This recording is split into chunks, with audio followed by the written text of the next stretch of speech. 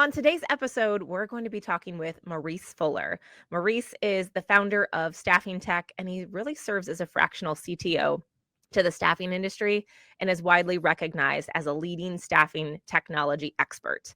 Maurice has worked with staffing firms to modernize and optimize tech stacks, as well as select and build the best ATS systems and staffing platforms for those businesses. He has more than 25 years of experience in the staffing industry and has been leading staffing technology initiatives for more than 2 decades. Maurice, thank you so much for joining us. Thank you so much for having me on the show. I really appreciate it. I am very excited for today's conversation. Now, as we dive into today's conversation, I kind of want to level set for our audience. We really talk a ton on this show about how to be critical or how it's critical to lay down that clear, foundational, deliberate process for firms and agencies before they go pursue scale and efficiencies through things like AI and automation. And that's a major part of staffing firms for the future. It's where we're going. But today, we're going to indulge a little bit in looking towards the possible future in staffing technologies, really get the juices flowing. So now some of these might not be a main focus or endorsed from Create's position today, but if you are a staffing operations leader, you should certainly have both an eye on the present and the future of our industry. And that really starts around choosing a platform, a point solution to build an overall tech stack around. And in turn, that's going to support where you want your business to be in the future. So let's dive in. Maurice, I can't wait. I know I've gotten the privilege to learn about you from our previous conversations, but can you elaborate a little bit more about you and what your company does for our listeners? Sure. Well, just to get to your original point about basics, I completely agree. I think being brilliant at the basics is the foundation for success in the staffing industry, and we'll talk about that throughout this discussion. But what I focus on with my clients is building high-performance tech stacks to enable my clients to grow faster and operate more efficiently. At the end of the day, a staffing firm or recruiting business, it's a business. We have shareholders, and it's about making money. So it's today, the driver of success more and more is technology. So how do we take best advantage of technology to operate our businesses more successfully? And so the technology and the tech stacks are fundamental to our operations. And that's where I work with dozens of clients to optimize their technology, lay the foundation for growth, and building roadmaps that will continuously improve the capabilities of their technology so they can operate more competitively and deliver greater value to their stakeholders. I love that. And that's such an integral part of where our industry is going. So, Maurice, I know you originally started out as a recruiter and really have been in the staffing space for over 2 decades. Can you tell me what drew you to staffing technology arena and why you're so passionate about it? Why is this your jam? Yeah, it's a really interesting story. It's I started off as a recruiter, and I did that for a number of years, and I absolutely loved it. I love matching people to jobs and helping people with their careers. And what happened is I switched to another company, and I was working as a recruiter there, and I kind of noticed a lot of things that they could improve upon. And so I built a list that might have had 40, 50 items on it, and I sort of casually brought it up to my manager and went through the entire list. And next thing I knew, 2 months later, they had promoted me into a management job and said, okay, now we want you to do all these things. So I then spent probably the next 2 years just working off that list and improving that business. And we started to see tremendous growth as a result of these investments that we were making. But what happened as time went on, we had selected an ATS system, and the company essentially went out of business. And so very gradually, month after month, what you could see is that our effectiveness was beginning to wane. We were losing placements. We were missing out on candidates that were right there in front of us. And so at one point, I made a commitment that we were going to really invest significantly in our technology to gain competitive advantages over our competition. And that was really the kind of the turnaround point. And so I brought that to my management team, said, hey, here's a plan for investing in technology. And it involved a lot of custom software development and commercial software development that we brought together. And so systematically, month after month, year after we made these investments, and it was amazing. It was just amazing to have an idea for a piece of staffing technology or capabilities, implement the technology, and then see recruiters become more successful, make more placements, and then that led to more revenue, and that led to accelerating growth. So we were able to grow that company from $35 to $150 million of revenue in 7 years. So it was not just the technology. We had great leadership, we had great people on our team, we had fantastic processes, but that combination of all the right things in place led to tremendous growth. So once you've experienced that that feeling of having great technology and enabling recruiters and sales execs and everyone within the organization to operate faster and better and more efficiently, and you see how that impacts the top line growth of the company and the success that you achieve from that, you become hooked on that feeling. You want to keep experiencing that over and over and over. So that's really what led me to where I am today, focusing 100% of my time on staffing technology, which I've been doing now for many years. I love that. That's amazing. And I think none of us get into recruiting because that's what we want to be when we grow up, of course. Mhm. But I think I kind of feel that same piece, not in the technology space, but just in the idea of helping people grow and be more efficient. So I totally can Mhm. relate to that and how that just is truly a passion of yours. So it sounds like they were really lucky to have you. And wow, what growth in 7 years. So I Mhm. love that you're copy pasting and repeating this process with other organizations to help them be successful. That's truly amazing. Thank you.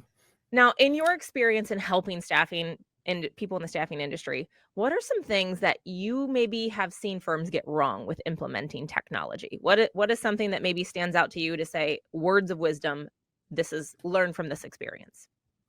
Yeah, that's a really interesting question because it starts way before we actually start implementing the technology. It starts at the moment we start thinking about the technology. We haven't even signed the deal with the vendor yet. So we are looking at solutions to a problem, and we are looking at our options for addressing that, technological options, process improvement. Um, Maybe there's people involved, but let's say we settle in on a particular piece of technology.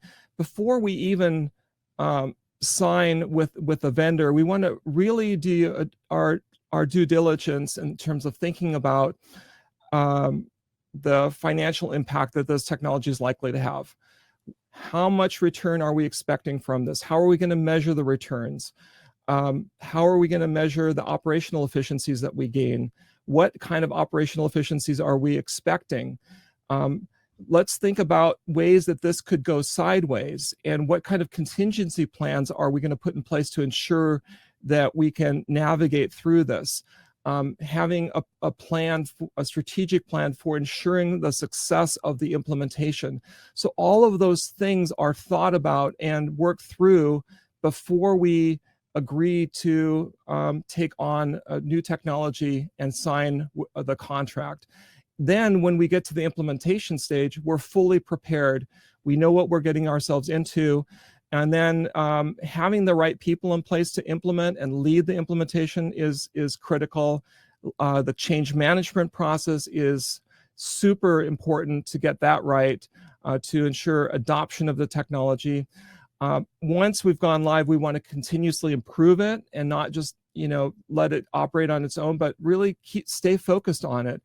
And the last thing I would say is sometimes we give up a little bit too soon. I've seen it where there's expectations that you can just plug in a piece of technology like a Lego block and it will instantly generate returns. But sometimes it takes time. The stack of technology we use to run our businesses is a little bit like a high performance racing car. There's a lot of fine tuning that has to go on all the time to operate at peak performance. And so sometimes we just have to be patient and work through the problems and commit to improving the product so that we can get the rate of return that we were expecting from that. So I would say, number one, due diligence up front. And number two, having the right leaders in place to implement change management, a commitment to continuously improve, and then just being patient and working through the tough problems. I love that. I love being able to set that foundational platform first, having the clear expectations, super key in any of our processes in our industry. But I love that you're like, give it time. Some people, you know, we go to the next shiny object. There's the next technology out there. Oftentimes, we don't get enough information or metrics around the technologies we're trying to implement, and we're just on to the next thing. And in reality, what did we do? Did we spin our wheels for the last 6 months, 3 years, whatever that might look like, going to the next thing when the problem really wasn't the technology to begin with? Maybe it was we didn't do that foundational building blocks in the beginning. Exactly. So there's a lot of thinking that has to go up front to make sure it's very clear to us why we're doing this and what the road ahead looks like. So, and just set expectations correctly with all the stakeholders involved. So you want to minimize surprises along the way. I love that. This is where my brain's going, so follow with me for a second. You know, we have leaders that are in this industry and we're talking about technology. Do you see firms maybe assessing technology too frequently or not frequently enough? I know that seems like a random question, but sometimes they think that technology is the answer. Let's go to something else. But then there's those people that, you know, they're change adverse. They don't like the idea of change. Do you see one group or another, or do you kind of see it dispersed evenly in our industry? I see everything you can possibly imagine, from companies that are extremely aggressive with technology to companies that are very hesitant to, and are on the opposite side. I actually have run across companies that are proud of the fact that they are lagging in their technology. So you know, it's a continuum, and I think it really starts with the leadership of the company. It really starts at the top.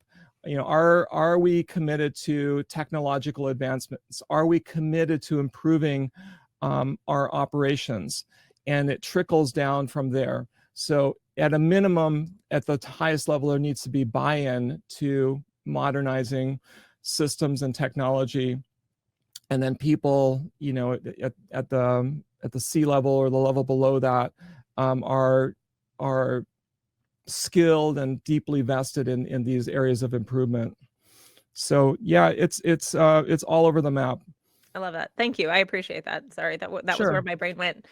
On to our next question. You know, looking at the economy, where things are going right now, how do you think this shifting market conditions are really going to affect our staffing industry? Do you have any insights or thoughts on that? Maybe just an opinion? Yeah, sure. So nobody really knows where the economy is going. And if I knew where the economy is going, I probably wouldn't be in this role. I'd be doing a different job altogether. But I personally have been through 3 downturns. And each time it's had a significant impact on the firms that I've been a part of. You know, when our clients catch a cold, staffing recruiting firms catch pneumonia. But the good news is that it's a short experience, and there is light at the end of the tunnel. And I would say that this decade, there's going to be a massive shortage of people for jobs in the United States. So while there might be a downturn right now, and while some of the larger technology firms might be letting go of recruiters, this is a brief episode. I fully expect that we'll recover from this, and there'll be tremendous demand for recruiters. So I have a few ideas on how to think about this. If you're currently running a staffing or recruiting firm, this might be a good time to pick up on some great recruiters to bring into your organization. And also, this is also a really good time to bring your entire house in order. Things are slowing down right now. You've got time to think about technology, and you have time to think about improvement. So take advantage of this time before we go to the next wave of growth, which inevitably will happen. If you're a recruiter between jobs, this might be a good time to think about starting your own recruiting agency. I can't tell you how many staffing firms that are huge today were started during recessionary times by people that were laid off from their previous jobs. So this is a fantastic time to start a staffing and recruiting agency because many hiring managers actually have time to talk to you now. They're not being called upon by zillions of recruiters.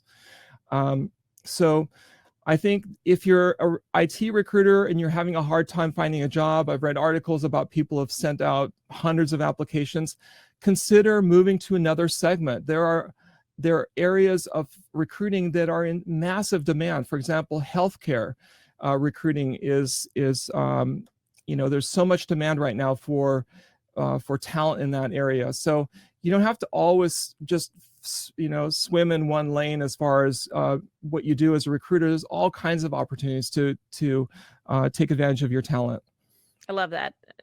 Situations like this and times like this really create opportunity for those that are interested in moving and shifting. You really almost have to be fluid, just like any business owner. I love that you said really setting up, now's a good time to look at technology. Now's the time to get your house in order because you have time to do that. And as you said, this too shall change. It is an ebb and flow in our industry, and it's just where we're putting our focus at this point in time. So I love those words of wisdom. Thank you. Now, in our last conversation, we really talked a lot about your sweet spot. It's the idea, we talked about future trends. What do you think the top 3 trends in staffing firms are going to be, or what they need to pay attention to in 2023? Yeah, there's just so many trends that are happening, but I want to just zero in on the most important trends. If I had to pick 3, I would say automation, digital marketing, and then your overall staffing platform, which is the ATS that you're running, and then the technologies that surround that to amplify the effectiveness of your ATS and your overall staffing operation. So let's just start with automation first. Oftentimes within staffing, we think about automation as being a platform like Sense or an automation platform that's connected to the ATS itself. But there's really many forms of automation that we should be considering. So, for example, Zapier is a tool for connecting different systems together, and there's a lot of streamlining that we can achieve by connecting different systems together with Zaps. There are new programming environments that are emerging that are referred to as low and no code programming tools, where we can program systems essentially without really knowing how to program algorithmically. So the bigger staffing firms in the world, like the Kellys, for example, they have all kinds of initiatives to take advantage of people within their companies who are so-called citizen developers who are developing automations within their business. And you have other tools like robotic process automation tools like UiPath, and even onboarding tools for streamlining onboarding automation. So I'm saying all of this because I want people to think outside of just like sense automations or automation that occurs within your ATS. There are many, many other forms of automation that you should think about for your business.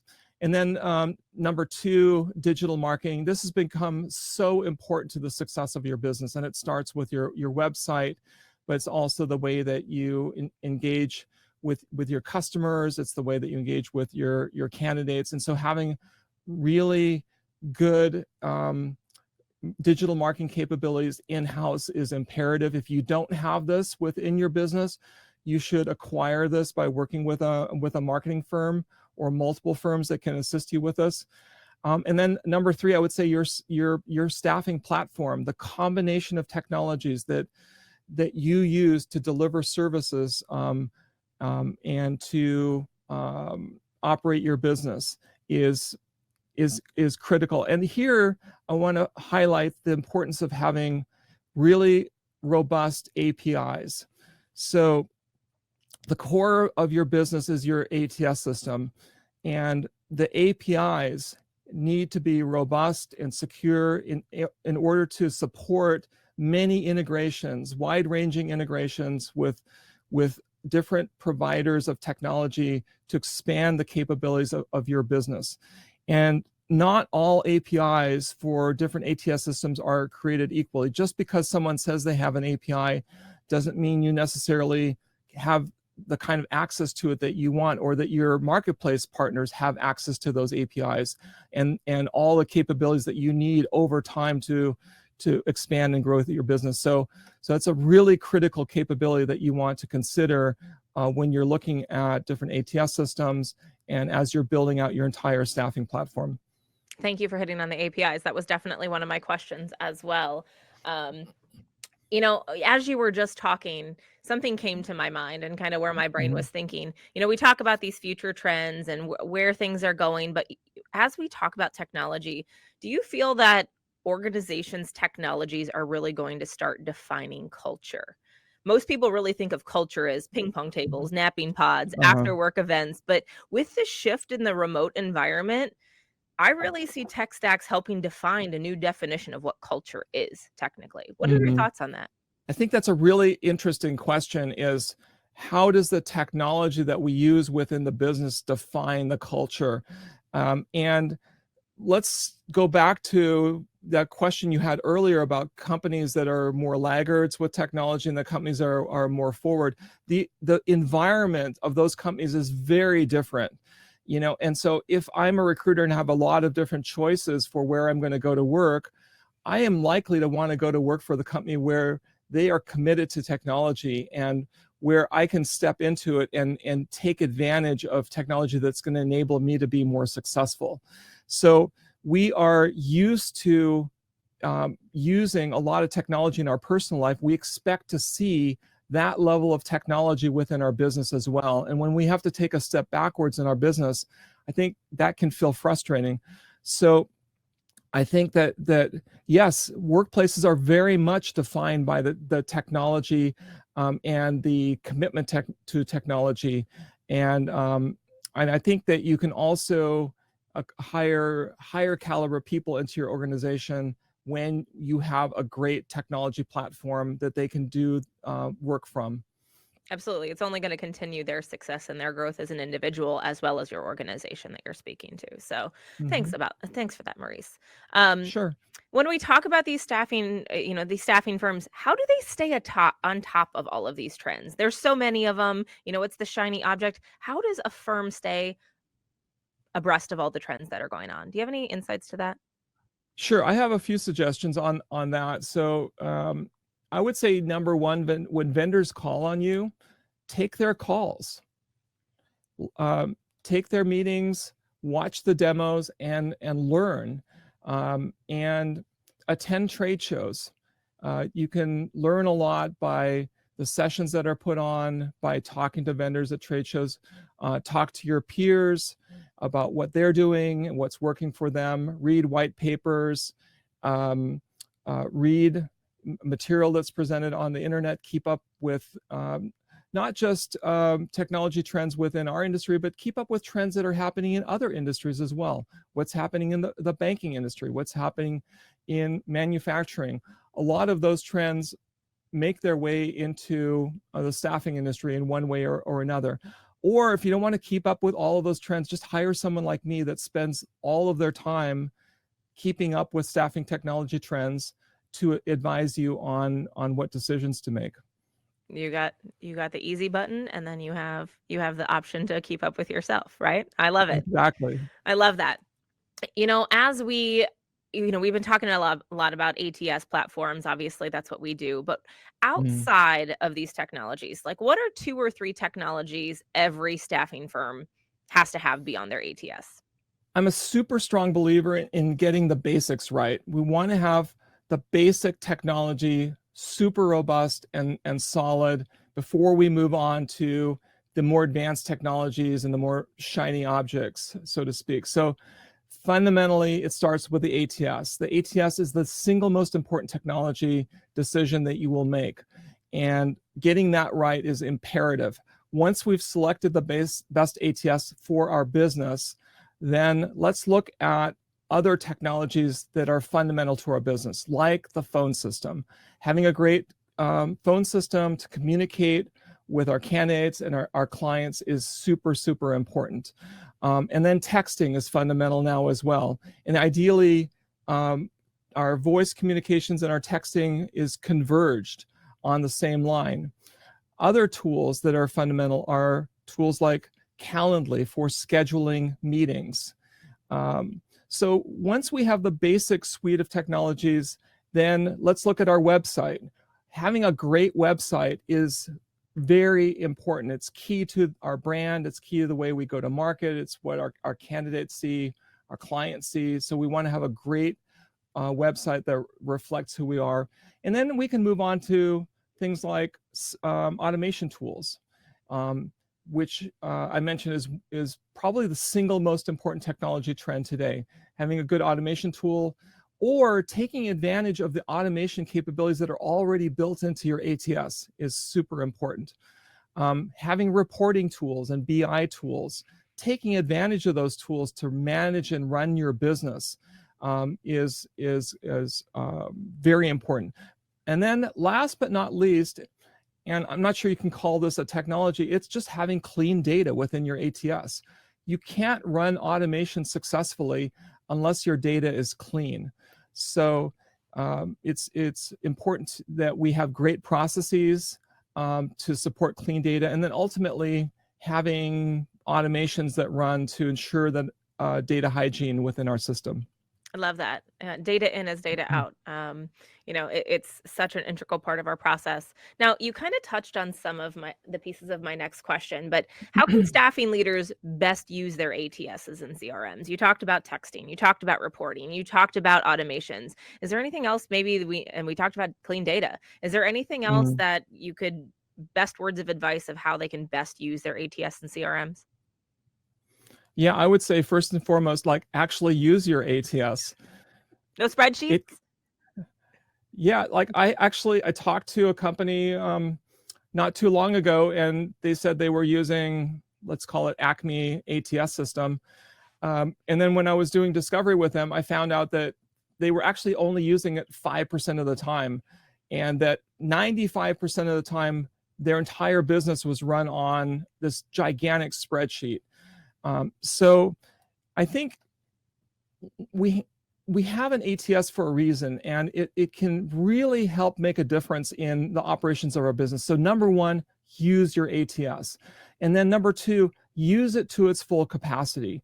And that means really getting to know that product. It's, the ATSs are becoming so comprehensive now. When you think about something like Microsoft Word or Excel, we're really only using a tiny fraction of those products, but there's so much capability there that's not being used.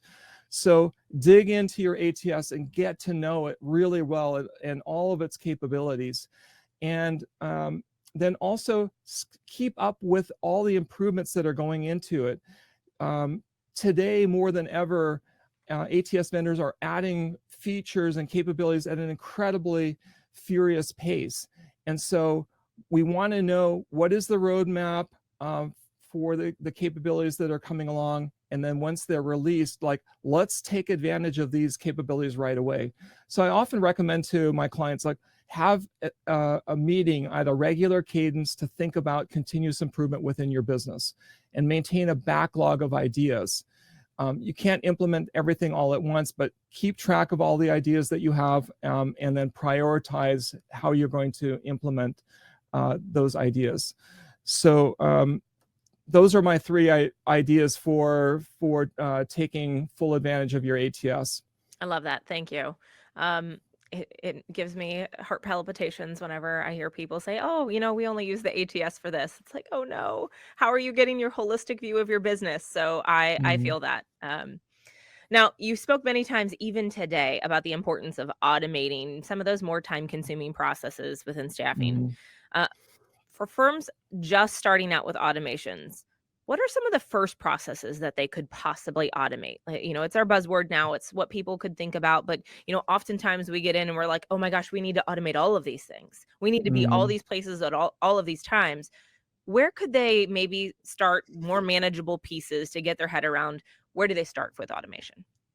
Yeah, I think it's important to recognize that automation is a journey, and there's just really no end. From this point forward, for the rest of your career in staffing and recruiting, you will be automating more and more and more facets of the business. If you think about the biggest staffing firms in the world, today they're currently running, let's say, 500 or more automations or bots. And by the year 2030, I think the typical staffing or recruiting firm will easily be at that level where they're running 500 or more bots. So when you think about it, how do you get to 500 bots or automations today? That's 7 years from now. When you work through the math, that means you're going to have to be doing about 75 automations per year. That's about 1.5 automations a week to get to 500. Now, maybe you start at 1 and maybe over time that accelerates, but it's a commitment. And when I work with clients and do strategy sessions, we'll quickly come up with 50, 100, 150 different ideas for automating, but you can't do all of those at once. We just don't have the bandwidth to do that. So we want to build the sort of the expertise within our business to be able to prioritize automations. And so we want to look at that from a lot of different points of view. What kind of time savings are we likely to realize? What's the financial impact? What's the strategic value? How is this going to positively impact our clients? How will this impact our ability to source candidates more efficiently?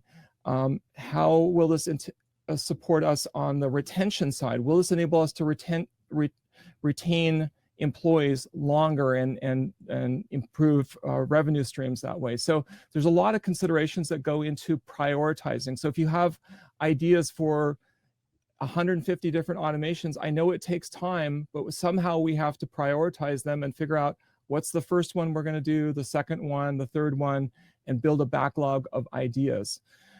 So I would say, as far as the first automation, I think just going back to basics, for example, acknowledging the receipt of a resume from a candidate, quickly acknowledging it and saying, hey, thank you so much for submitting your resume. Here are the next steps. Here's what's going to happen next. And then it kind of goes from there. I think the other thing, I think there's just a lot of automation that's built in within the ATS systems itself. So what are those capabilities? So sort of doing an inventory of opportunities to take advantage of built-in automations without having to go to programmatic automations, and enabling those capabilities first before you start developing custom automations, I think can go a long ways. I love that. Like sitting down to at least understand your process. Go through the candidate journey. Put yourself in those shoes. When would you want to touch? Those seem more manageable. Absolutely, things that they can pick off easy, and they could make a world of difference. Yeah, I love that.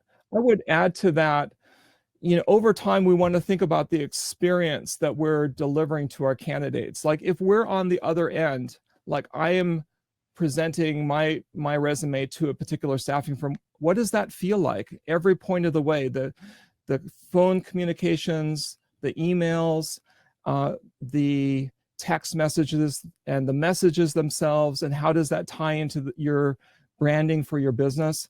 So it's really an extension of your business. The other great thing about automation is it builds predictability into the delivery of your business, right? So right now we depend so heavily on human beings to deliver services in a specific way to uphold the value of our brand. But with automation, that helps support consistent delivery and elevates the delivery of our services. I always hear this from candidates in the recruiting process itself.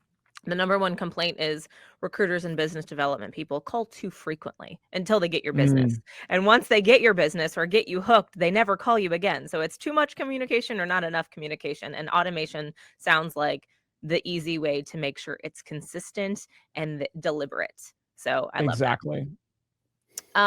Do you think that there's any part of our process, the business process, that you don't think should be automated? You know, we talk about sales recruiting. It's truly sometimes the human element that establishes key accounts or key relationships. Is there anything Mm. in the future that you say, I don't think this should ever be automated? Any thoughts?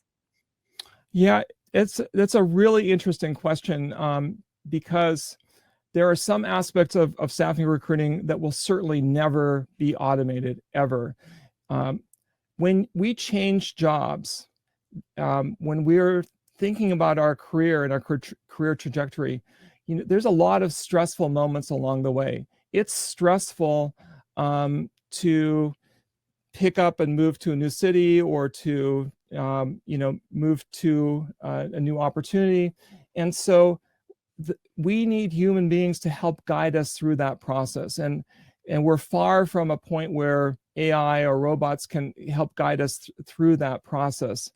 And so candidates need a lot of hand-holding to make the right decisions, and to optimize their careers. So as recruiters, we're under so much pressure right now to find candidates and to qualify candidates and to keep up with all the data entry that's required as part of our jobs.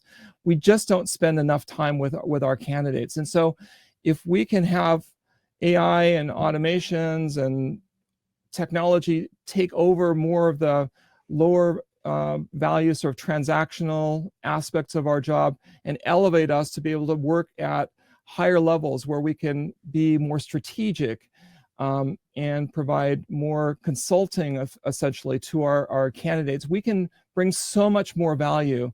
I think there's going to be a time where we're going to be able to do a better job of optimize our careers, because we're going to have better guidance along the way through whether it's recruiters or career advisors or AI advisors, and that combination of that sort of continuously advising us.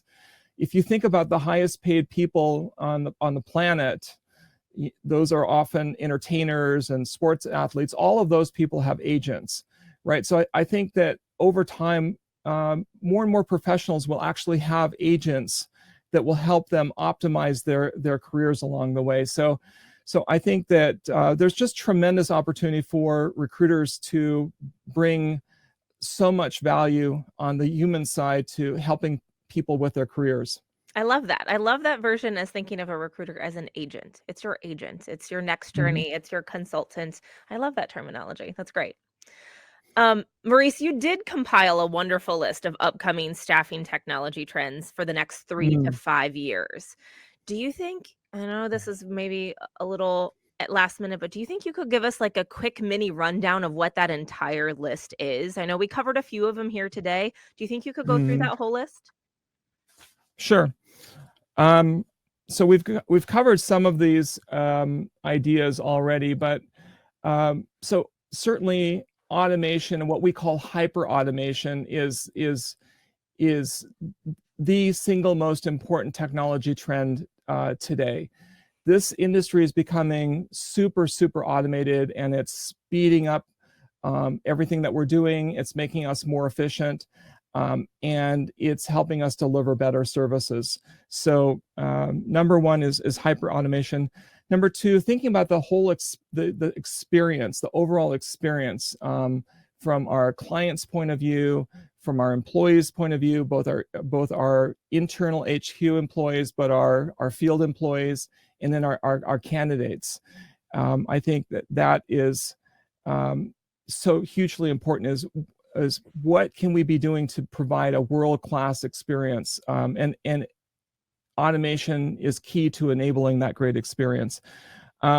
Applied AI, AI has been around for a long time, but what's really interesting is I'm starting to see really interesting, real, meaningful improvements in results from AI today. I'm seeing demos of products that are utilizing AI, and it's not just that they're saying they have AI, or there's a little piece of AI, or they say they have AI and it's really automation.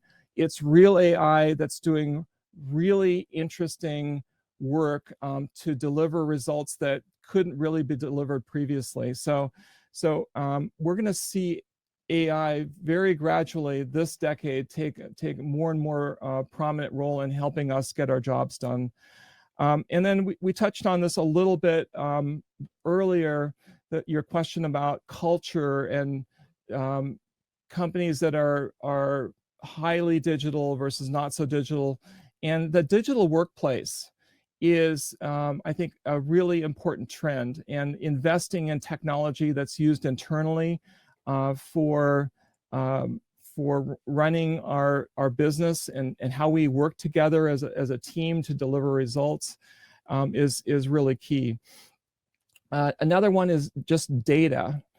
And there's so many elements of this. It's the business analytics, the BI that's attached to that. But what I'm seeing, which is really interesting, is that some of the really leading edge staffing firms are taking advantage of data in very, very interesting ways to reach out to candidates and to engage with them, not just based on what might have been in their resumes, but also in terms of how they engaged with them through chatbots, for example. What kinds of things did they say? How they were qualified, how they answered specific questions. And so we're going to see more and more value that's being derived from the data, and more technology that's used to extract value from the data that's contained essentially within our ATS system. We touched on another one earlier before, which is digital marketing, which is just fundamental to the success of our businesses. Chatbots or conversational systems are becoming hugely important. They're not for every staffing firm, right? I'm not saying every staffing firm should have a chatbot, but it's entirely possible over time. We're going to have multiple forms of chatbots that are supporting our businesses. And so at the right time, and you should be thinking about how to incorporate that into your business. I would also say, we talked about staffing platforms earlier, and these systems that we're building, these integrated systems of technologies to deliver our services, is something to pay attention to. And I would add one more, which is basic cybersecurity. Staffing firms are particularly at risk of cyber attacks, and we have so much information, personal information, social security numbers, and other forms of information that we just don't want to have released out into the wild. So it's like an insurance policy. It's a cost that we have to incur if we want to be in this business, is to really protect our data well. And we don't want to be victims of cyber attacks. So I would say those are some of the highlights that I would want to call out, are those trends. We appreciate your insights. I know this is something in the past you've done, like a poster for that. Is that something that maybe we could share in our show notes for any listeners if they want to revisit this? Yeah, we'll make that available. That would be great. I appreciate that very much. I love that, and I think everyone would love to dive more into your insights. So, Thank you. Maurice, any last words of wisdoms for leaders in the talent business industry in general as they start their new adventure for their upcoming year? Any last words of advice that maybe we didn't cover today? Yeah, we covered a lot of ground. did. Again, it's people, process, technology, accountability. Those are the core pillars of any successful business. And I think that you need to get all of those right in balance. But more and more, that technology piece, that pillar is becoming super important, and that connects then to these other pillars within the organization. So if you historically haven't paid that much attention to technology, I think it's imperative to really spend a little bit more time getting familiar with the trends and thinking about ways to take better advantage of that. Your business will definitely benefit from those investments. Maurice, thank you so much for joining us today. This was truly fantastic, and I hope we can do this again in the future. My wheels are turning already, as all the conversation that we had today. So thank you so much. Thank you so much for having me. I really appreciate it. Absolutely. Now, for our audience, Maurice gave us a lot of key information to show us what good looks like when assessing our tech stack, as well as talking about trends for the future. As you're having conversations and leading your teams into next year with new technologies, be sure to have the deliberate, established foundational processes before your firms and agencies are sprinting to scale. Staffing and recruiting operation leaders, you should certainly have an eye both on the present and the future. But that process starts by choosing that platform, that point solution to build your overall tech stack around. And it's only going to strengthen your organization, streamline where your organization wants to be in the future. Please keep an eye out for our next industry spotlight releasing in January, where we'll sit down, have a conversation with Jennifer Meyer, Senior VP and General Manager at Govig and Associates, to talk about her journey to success and the operational excellence that she leads at Govig.